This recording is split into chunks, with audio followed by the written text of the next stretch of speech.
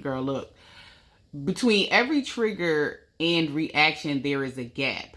Most of us don't know that this even is here, but that's where real change is available. That space, that liminal space in between.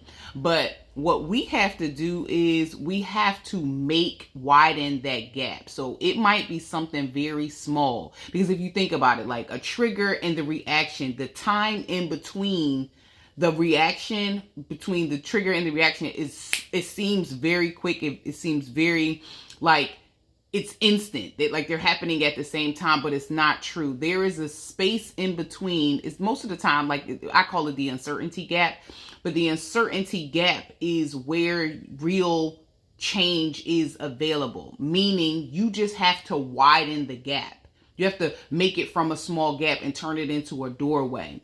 And I'm going to explain to you this space in between and what you can do to see the space, pause, kind of suspend the situation, and then react. Okay, so the trigger, something in the environment resembles the original threat, obviously. It doesn't need to match exactly, but your nervous system works by a proximity, right? Approximation, right? So anything that it's familiar with. It doesn't have to be exact, but it's familiar with. The same way that if you smell a scent that reminds you of something your grandma used to do, or something you used to do, or something your parents used to do. So the trigger is always or normally something that is familiar, not the exact to the threat, right? So in between the reaction, there's activation. The activation is the survival response that fires, right? So the memory of when the actual threat was in place, everything that happened after that starts to happen. The chemical release, the body mobilizes, like all of those things, right? Then the behavior you enact your signature response. So it's for the people this is not for the people, but this is how you can kind of explain a crash out. A crash out is a signature response to a trigger, right?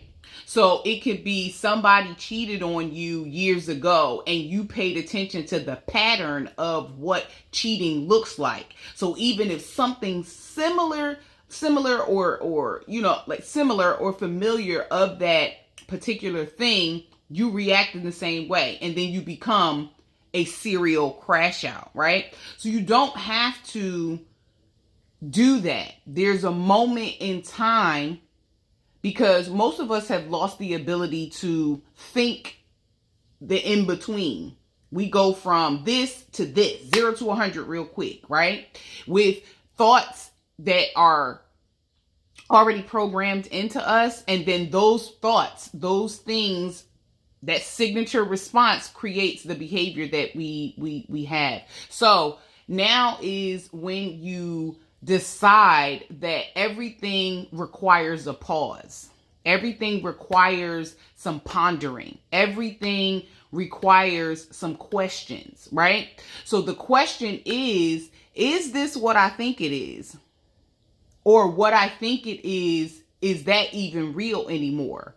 Is there a real threat? Am I making this up in my mind? Did my mind pull up an old story and now I'm reacting to it? And most of the time when you react to things, it's split second, so you don't have all of the information. And guess what? The funny thing is it's not even like something's wrong with you. Your brain has programmed you to assess threat and danger in all spaces. And when I say danger, I mean anything that's against your comfort zone. Okay? So you live your life on threat management. Like you're literally just like, you know what I'm saying? Like on high alert. You think it's being vigilant, but it's hyper vigilant. You think it's just like, no, it's just the way I am, but it really isn't. So like I said, your duty is to allow yourself to pause, feel that uncertainty, so that you can assess what direction to go to. So you can assess what behavior is required for the current situation, not what you think it might be, but for the current situation. And the only way that you're going to do that is to broaden the space or the time so that you can allow parts of your brain, your prefrontal cortex, to activate that now can give you some level of logic, some level of understanding of the situation that you are in. Okay? And just remember that the gap is somatic. So you can feel the tension, you can feel the heat, you can feel the constriction, but you just have to allow yourself to pause in that space so that you can experience it, so that you can assess it, and then move forward. And the assessment is name it, breathe it, and reality test it. Once again, is this particular feeling that I'm experiencing, is it a reality of the present? Have a good day.